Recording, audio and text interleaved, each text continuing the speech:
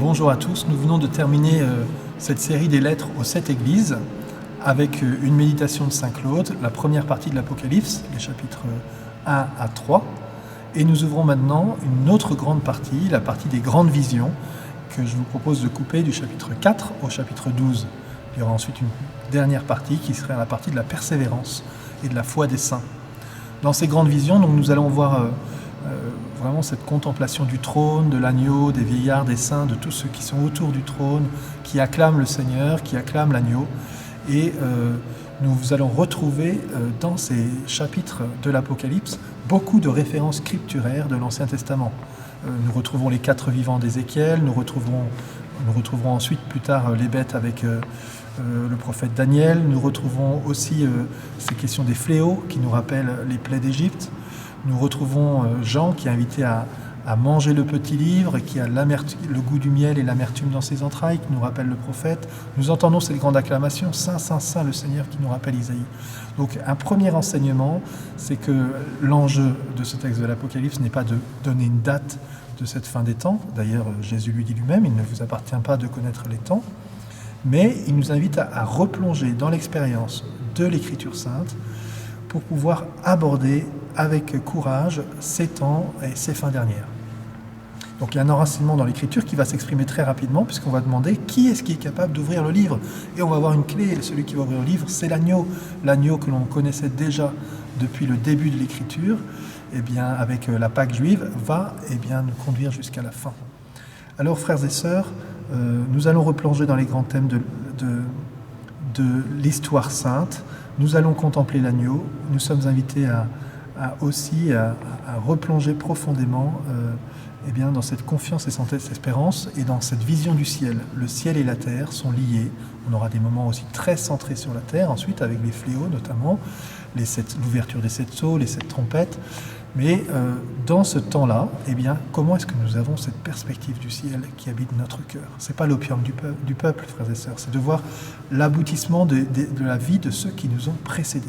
Alors l'objectif ici n'est pas de faire un cours d'exégèse sur l'Apocalypse, vous retrouverez un bon cours, il suffit de taper le lien IET Bruxelles Apocalypse sur vos moteurs de recherche et vous trouverez un bon cours du père Adermakers, il y a un peu plus de 10 ans, et qui est spécialiste un peu, professeur d'écriture sainte. Si vous voulez approfondir, prenez le temps de voir cela. L'objectif c'est de reprendre quelques petits points pour nous aider nous-mêmes à rentrer dans ce chemin de l'espérance et dans cette espérance face à ces grandes visions du ciel à laquelle nous sommes appelés. Alors pour terminer ce temps, je vous propose un texte de Saint Claude la Colombière pour la fête des saints. Il écrit « Que sera-ce donc, ô mon Dieu, lorsque toutes les ténèbres étant dissipées et tous les voiles tirés, nous vous verrons tels que vous êtes, tels que vous voyez vous-même. Quel torrent de volupté lorsque vous déplierez tous vos trésors, que toutes vos beautés paraîtront dans leur plus grand jour, lorsqu'on sera frappé en même temps de l'éclat de toutes vos perfections infinies. Quel plaisir de contempler cet être immense, éternel, incompréhensible, cet être qui est la source de tous les êtres, qui les renferme tous et qui est infiniment élevé au-dessus de tout. De voir en lui clairement et sans crainte d'illusion toutes les vérités naturelles et surnaturelles, les causes de tous les effets, les raisons de tous les événements, tous les desseins, tous les ressorts de la providence. Voyez, quelle joie lorsque nous pourrons, nous aussi à notre tour, et l'Apocalypse nous y prépare, dire mais quelle joie lorsque nous contemplerons Dieu face à face et que nous le connaîtrons.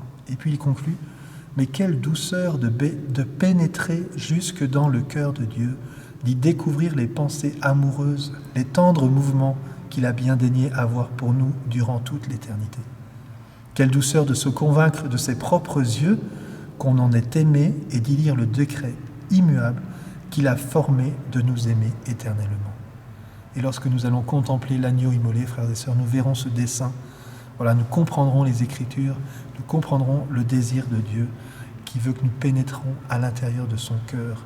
Oui, il a versé son sang pour nous et nous allons pouvoir l'acclamer et le reconnaître dès maintenant pour nous joindre à ceux qui l'acclament déjà dans le ciel.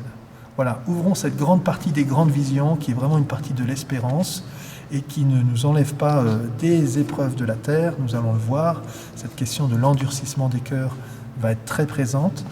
Et en même temps, nous, frères et sœurs, à la suite de ceux qui nous ont précédés, des martyrs, des témoins, nous sommes invités, nous aussi, à rentrer joyeusement dans cette louange, cette acclamation, cette reconnaissance de l'agneau, et de nous laisser saisir par le sang de l'agneau, nous laisser l'agneau nous racheter, tout simplement. Bonne journée à tous, et voilà. Prenez le temps de relire ces chapitres que nous allons parcourir les jours qui viennent.